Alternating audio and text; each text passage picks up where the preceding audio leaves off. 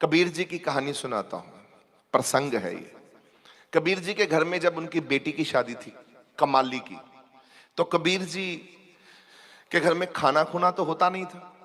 वो तो जो कमाई करते थे, झीनी झीनी झीनी रे बीनी बीनी रे चदरिया, वो चादर बुनते थे और वही बेचते थे और उसी से जो पैसे आने गुजरान हो जाना। आज बिक्री नहीं होती थी तो क्या हुआ, कबीर जी के घर में शादी होने की बात हो गई पक्की। तो कबीर जी अपने घर से जंगल में चले गए। शादी से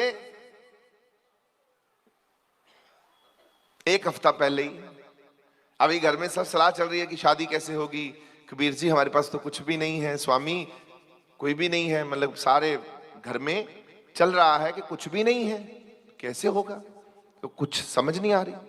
तो कबीर जी एक हफ्ता पहले ही जंगल में चले गए और वहां जाके राम नाम पहले ही घर में जपते थे।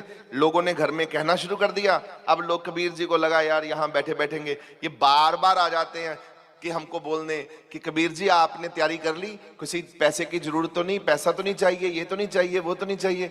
इससे इस सोच को खत्म करने के लिए जंगल का रुख पकड़ लिया, जंगल में पहुंच गए। एक पेड़ के नीचे जाके रात में भी दिन में भी नाम जपने बैठ गए। राम राम सतनाम सतनाम, राम राम सतनाम, राम नाम, ये नाम जपते थे वो। तो ये नाम उनका जपने लगे।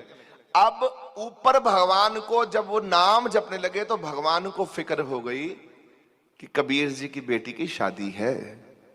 तो पता क्या हुआ, ब्रह्मा विष्णु और महेश्वरा रूप बदलकर उनको आना पड़ा और घर में आके बेटी की शादी करनी पड़ी। ये कबीर जी के साथ हुआ। और इस कबीर जी के इस कथा में जब कबीर जी क्या रूप लेकर, कबीर जी का रूप धारण करके हरि पहुंच गए थे, विष्णु जी पहुंच गए थे।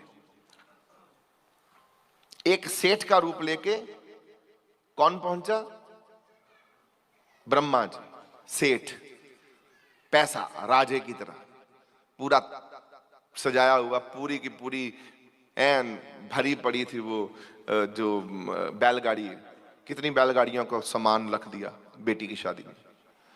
और तीसरा जो रूप था महाप्रभु का, महादेव का, उन्होंने सेवक बनकर पहुंच गए कबीर जी के साथ, एक साधु रूप में पहुंच गए। और पूरा खेल फिर कबीर जी को पता लग गया इस बात का, क्योंकि कबीर जी को किसी ने बाहर देख लिया जंगल में। और जंगल में जब देख लिया तो वो कह रहा है कबीर बाहर भी है और घर में भी है, ये दो रूप क्या है। तो कबीर जी को जाके बाहर बोले आप यहां बैठे हो, आपके घर में एक और कबीर बैठे हैं। तो कबीर जी को समझ आ गई तो हंसने लगे, बोले राम है, सब में राम है, मेरा प्रभु आया है, मेरा राम आया है, मेरे राम ने सारा खेल खेला है। तो वो रो रहे थे वहां, वही मिलने के लिए कबीर अर्थात वही मिलने के लिए पहुंच गए। कितनी भक्त की देखो लीला, देखो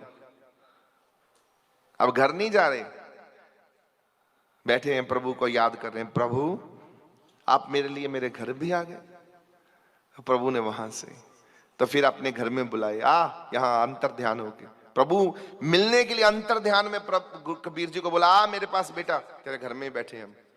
तो रात को अंधेरे में अंदर गए, कोई देख ना ले।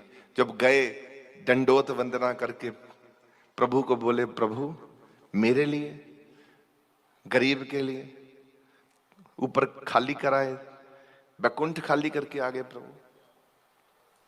तो प्रभु ने कहा मेरे बच्चे, जो मेरा ध्यान करता है मैं उसका ध्यान करता हूं, जो मेरा ध्यान करता है मैं उसका ध्यान करता हूं।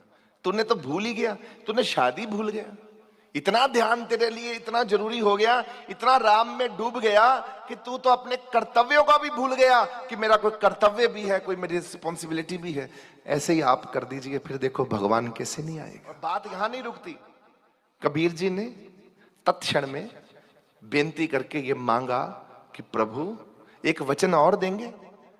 बोले हाँ, तू मेरा भगत प्यारा है, बोल क्या चाहिए। बोले आप तीनों शक्तियां यहां विराजमान, आप तीनों से वचन चाहिए। जिस भी किसी बेटी की शादी होगी और वो गरीब होगा,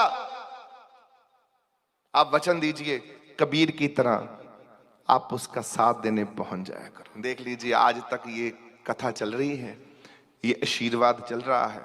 किसी की भी बेटी की शादी होती है, लोग सब कहते हैं ये हमारी ही बहन है, हमारी बेटी है, फटाफट से पैसा भी इकट्ठा हो जाता है, सब कुछ ठीक हो जाता है, समझ नहीं आती क्या हो रहा है क्या नहीं हो रहा। ये कबीर जी के आशीर्वचन से हो रहा है। एक भगत को आशीर्वाद दे दिया, ब्रह्मा विष्णु महेश्वरा, ये तीन शक्तियां ने झोली में, जा बेटा हो गया, तथास्तु, कृपा हो गई। तभी आपको कोई कहता ना जब कि बेटी की शादी है, आप कभी ना करते हो? जब बेटी की बात आती है किसी की भी, तो वो बेटी ना गरीब है, वो परिवार, शादी हो रही है, कोई बुरा भी होगा ना, अरे मेरे को भी लल्ला यार ला। तो ये कहां से आई बात?